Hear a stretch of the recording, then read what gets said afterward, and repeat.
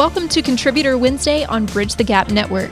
In this series, you'll hear from thought leaders on a variety of topics dedicated to inform, educate, and influence the senior living industry. Welcome to Bridge the Gap Contributor Wednesday. I'm Cara Silletto, President and Chief Retention Officer at Magnet Culture, a company exclusively focused on reducing unnecessary employee turnover for organizations across the country. Today, my friends, there are more open positions than there are applicants, and we cannot let go of anybody in our pipeline.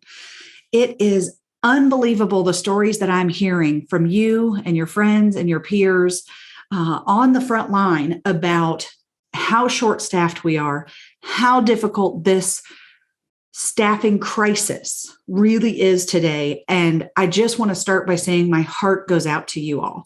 Thank you so much for all the hard work and extra hours and extra shifts and extra responsibilities that you are taking on right now as we work through one of the most difficult times in our careers.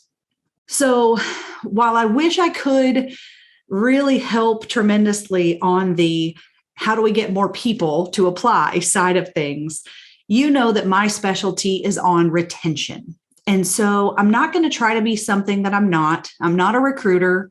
And I merely only dabble in that space of trying to attract people to our organizations, because the work that I do and the message that I really instill in leaders is we have to first look in the mirror and know that we are a great place to work before we can ever turn things around and point it on other people and say, we just need to hire better people. I am constantly encouraging leaders to look in that mirror and to figure out, how can we be more attractive? How can we get more employee referrals? Because we're a great place to work and people want to come back tomorrow. So in that light, I wanted to focus today's conversation on a place that we can make a difference. I know you're slammed. I know you don't have time to stop what you're doing and go revamp your operations, but I'm going to share some strategies today that are very specific to the onboarding and orientation process so we can keep the new hires that we can't afford to lose. So when we do get these folks coming in our doors that have applied and that have been accepted into our family and have been offered these jobs, that we don't have to watch them walk away after 2 months or 2 weeks, 2 days, or 2 hours. Okay.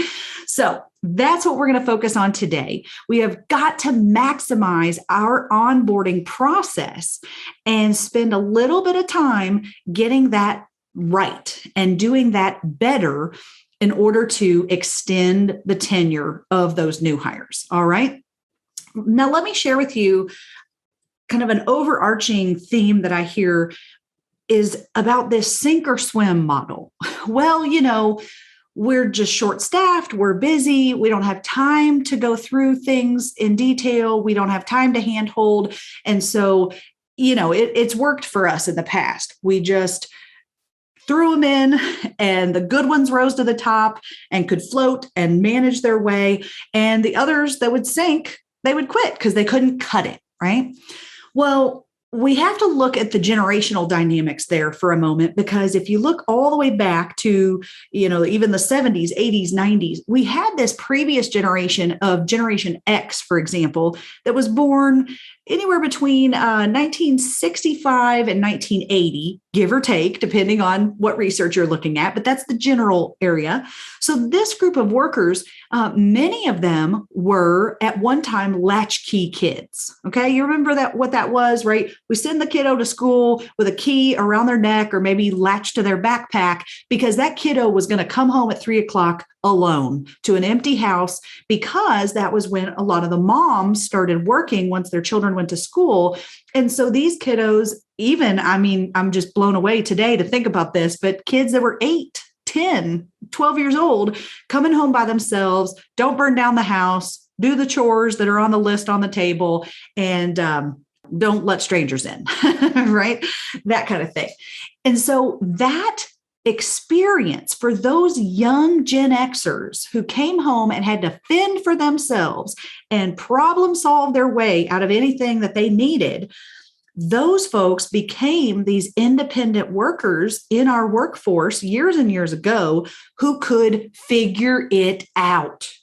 They were able to sink or swim pretty well under that strategy, and they were able to figure things out on their own and work independently. Well, then, if I could share what happened with you, the 1980s changed everything. Right when the millennials were being born, like me, if you didn't know, I was born in 1981.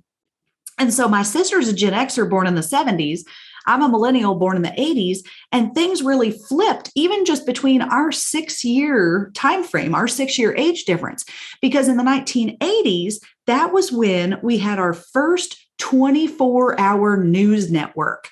And we started hearing about crazy things like these child abductions and a 6-year-old girl that was taken from her own front yard, right? Once we had this 24-hour news cycle on cable television, and then we had shows like True Crime and America's Most Wanted and these types of shows that started to tell us these fairly rare stories, but they found several of them to really scare the parents into, stranger danger, and we can't let our kids play outside without adults around, and we can't let them walk home from school, and they certainly can't be at the house by themselves at 8, 9, 10 years old. No way.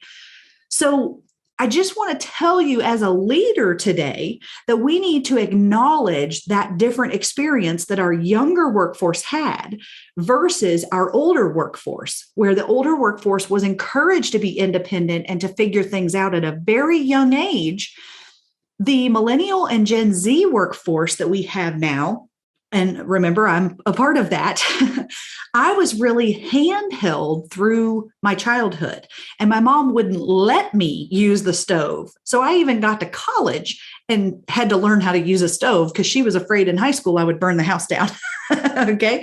So I was a tad absent-minded at times, but I just mean she would cook that food for me or made me use the microwave that was safer and different things like that. So when I came into the work world, it took me into my 20s before I was able to figure it out, to have that critical thinking and to be able to solve my own problems. I tended, even in my 20s, to just lean on others and go, how do I do that?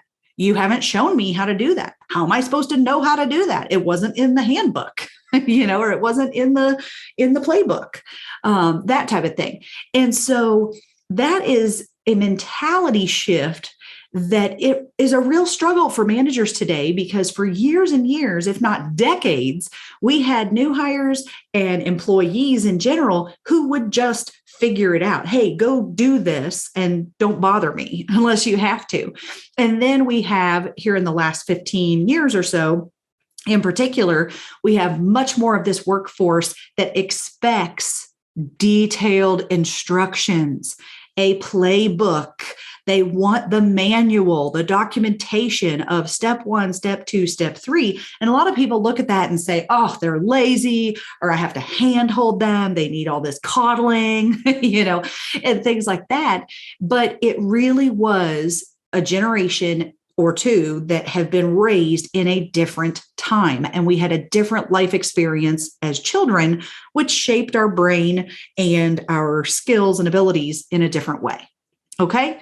So I bring that up because today, if we do not have our onboarding and orientation really solidified, if we don't have a plan and checklists and some procedures and documentation and handbooks, if we don't have those resources for the new hires, you're going to get pushback of them saying, well, you set me up to fail because you just threw me out there and I didn't know what I was doing. And then I made a mistake and I got in trouble and you didn't tell me that I couldn't do that. Right. And in reality, we can't get mad at people for doing stuff that we didn't tell them they couldn't do. And yet we still do get mad at those people for doing things that we didn't tell them they couldn't do. And then they did them. And we're frustrated because why? Because they couldn't read our minds. It's so frustrating, right? I just need them to read my mind. Don't they know how business is done? No, they don't. They do not know how business has been done in the past. And remember, too, with today's new workforce, some of them have never seen their parents get up, go to work on time, in a pressed, professional looking outfit and things like that. So some of our new hires that are coming in, if you remember my previous episodes, we need to understand that the new hires today were not raised like many of us, and they may be coming either from a different generation or different socioeconomic background, or that they just didn't have the role models and parents that looked like our parents, and that taught us what professionalism looks like, for example. So I hope that's helpful for you in understanding how the evolution of the workforce kind of shifted over time in regards to the onboarding process, and why in the past it was okay to cut on our operational processes and training and the handbooks. It's okay. That's out of date. Just don't worry about it. And now I am going to make the case to you today that we really need to work on communicating those expectations more clearly and making our resources and our onboarding process even much more effective. It is then going to extend the tenure of those new hires, because remember, who's the flight risk? New hires. Every new hire, I don't care how old they are, every new hire is a flight risk, because if they left their last job to come here, they are willing to leave you to go on to the next shiny opportunity. So we know the new hires are a tremendous flight risk today, and we need to slow that revolving door. All right. So first things first, I'm going to give you kind of a smorgasbord of some simple and quick retention strategies related to onboarding and orientation. Some take a little bit more work than others. Some are immediately actionable, and others it might take a task force to get this job done, or some time once we get our head back above water. I understand that. Okay.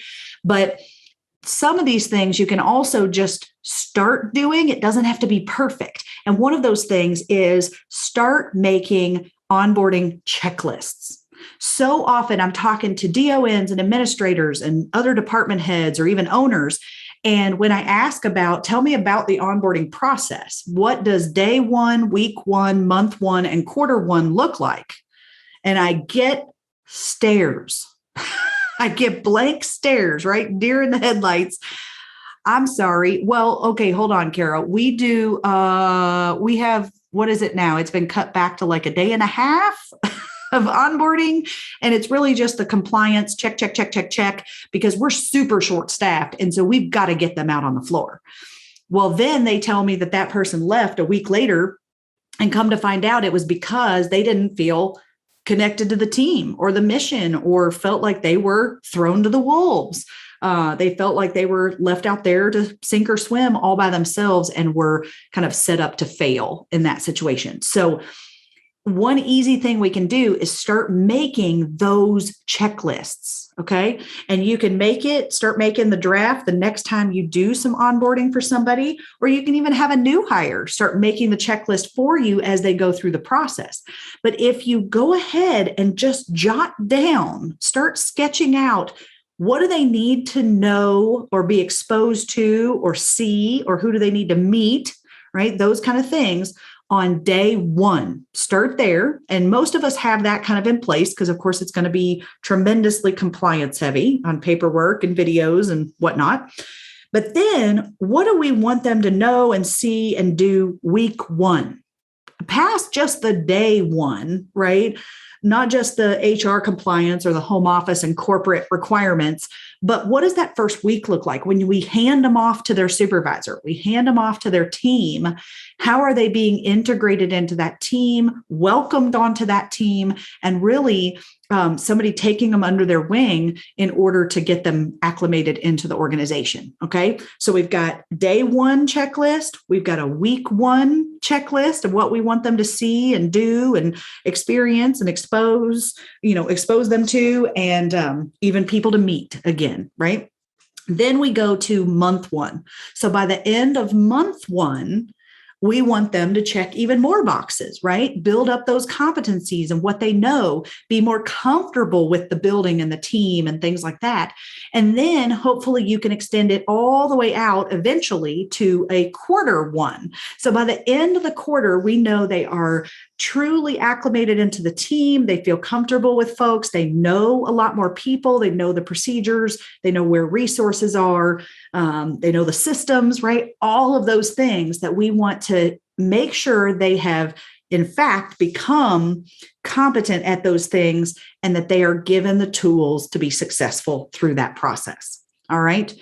In fact, one of the things that I'm often talking about in my workshops and retreats is the fact that managers need to own the onboarding process for their team members. Onboarding is not HR's job, and many of our communities don't even have a full HR person anyway. The department heads are the hiring managers, and that's the best we've got, right? So even if you do have HR folks, they are typically handling the recruiting and the initial onboarding. But once they pass those first few days and check all the compliance boxes, that's when we need managers and supervisors to be the onboarding champions and make sure that they realize it takes months before new hires truly are oriented into this community and have started to grow their roots in the organization, which will help keep them longer. Okay. So first things first, make sure to start with some checklists. You can also, once you sketch out some general checklists, you may want to make some separate checklists or little sub checklists, as I would call them. For example, if you have a CNA who is a brand new CNA, she might have more check boxes and things that you need to cover with her than somebody who has been a CNA at a different community and has just switched to your location or your company as a new CNA with you, but she's not new in the CNA world. That is going to be a different onboarding experience for those two folks. Or even if you have a CNA who, for example, came from a different healthcare setting altogether, like a hospital.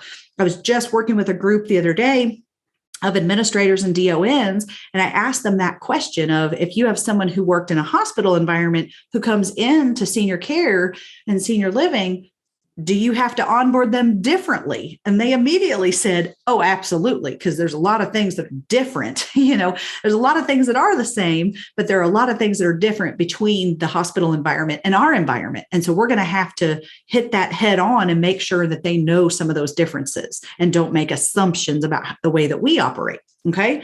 So start with general checklists, and then over time, you can create some sub checklists or more role specific and experience specific checklists. All right.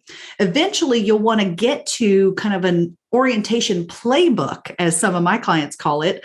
And you may want to incorporate some games and FAQs or questions you want to ask the new hires, kind of testing them and quizzing them and putting in photos of people that they need to meet, not just the names. Because, when we tour people around our buildings and we introduce them to folks, they are on information overload.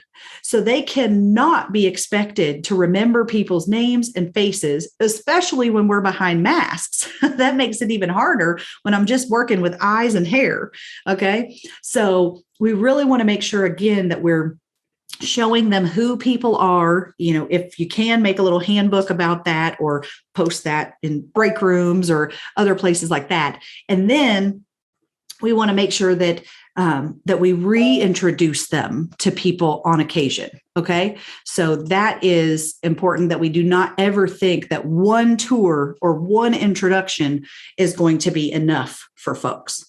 Especially introducing them to senior leaders, making sure that senior leaders also are involved in that onboarding and orientation process. If not on day one, at least within that first week or first month, that they get to meet in person, hopefully face to face, these senior leaders and get to introduce themselves to those folks as well.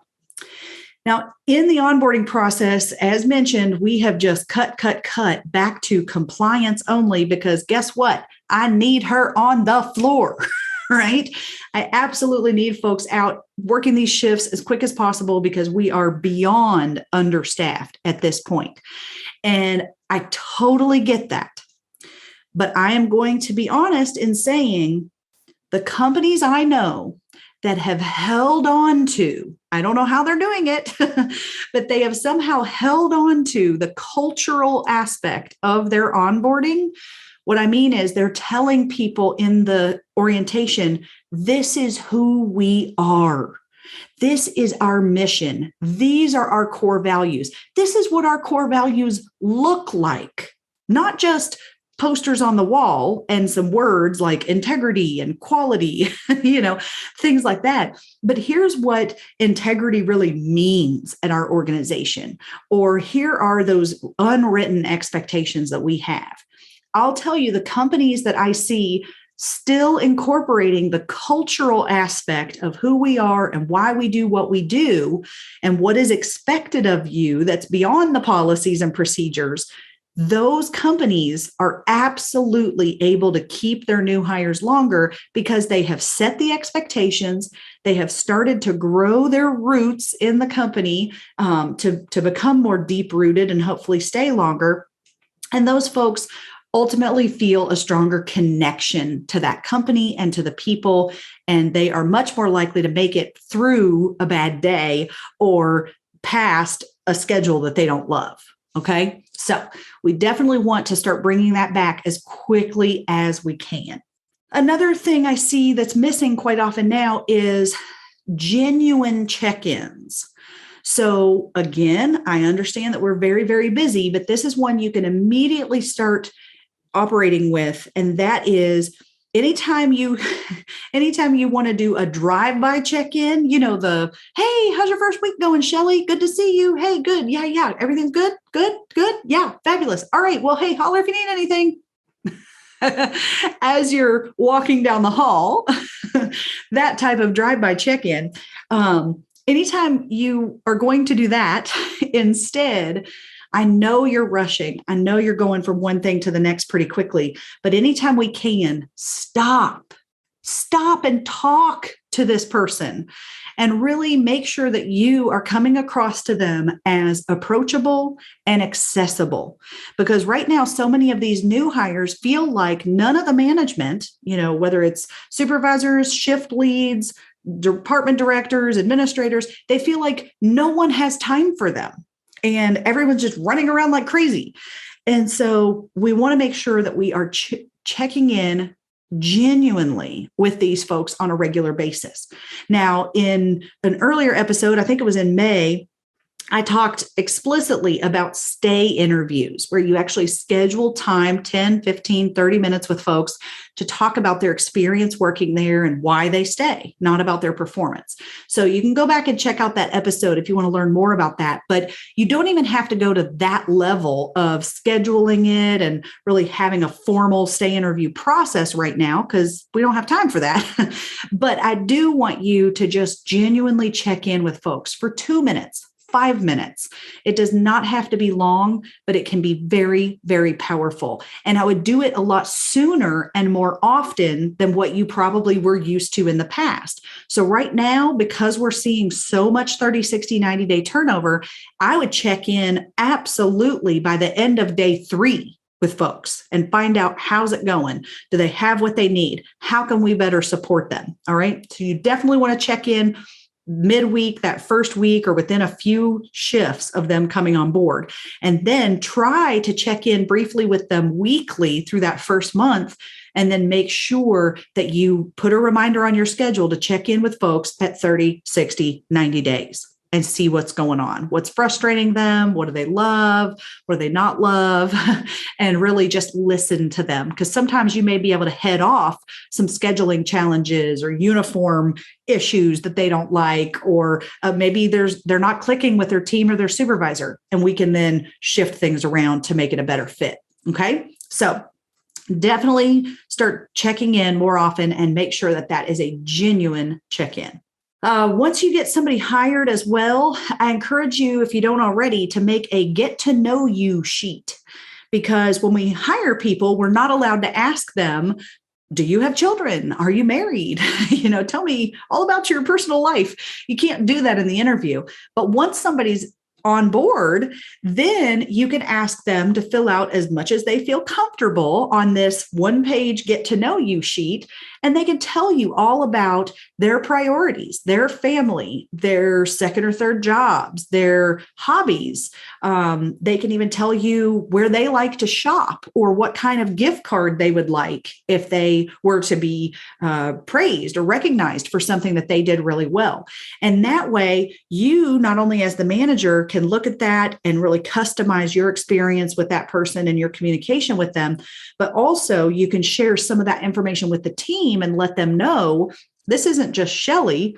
This is Shelley who loves dogs and prefers the beach over mountains, or whatever. You can put some silly questions in there. I always like to ask about your favorite snack, your favorite drink, little things like that, your favorite candy or dessert, because then you can get those things for folks on special occasions or just out of the blue as a thank you for folks. And it just costs a couple bucks here and there. Okay. So make sure that we're making this the best new hire experience as we can, and we're getting them acclimated into that team so everyone else knows them as well. And I may have mentioned this in previous months as well, but I cannot talk about onboarding and orientation without addressing that we cannot let anybody in our buildings eat their young. All right. And come on now, you know what I'm talking about.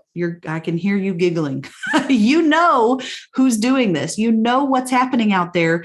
And in the clinical space, we see it running rampant in some locations that this happens quite a bit. So I will tell you, we can never get the staffing stability we need to provide great quality care if we do not stop allowing people to eat their young, to haze others, to talk down to new hires, to give them the grunt work or the crap equipment that doesn't really work, or doesn't work as well and things like that. Because remember, new hires are the flight risk. So we want to make this as simple and smooth a transition into our company as absolutely possible.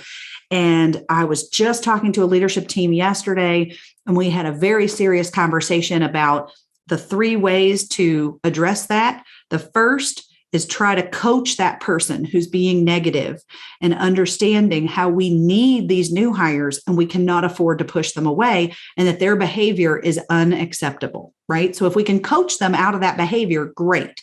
Second of all, if you can't get them coached out of that behavior, second is to separate them from new hires. Don't let them train. Don't let them mentor.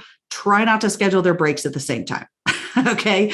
Because we don't want any negative energy kind of infiltrating the new hires there. So second is separate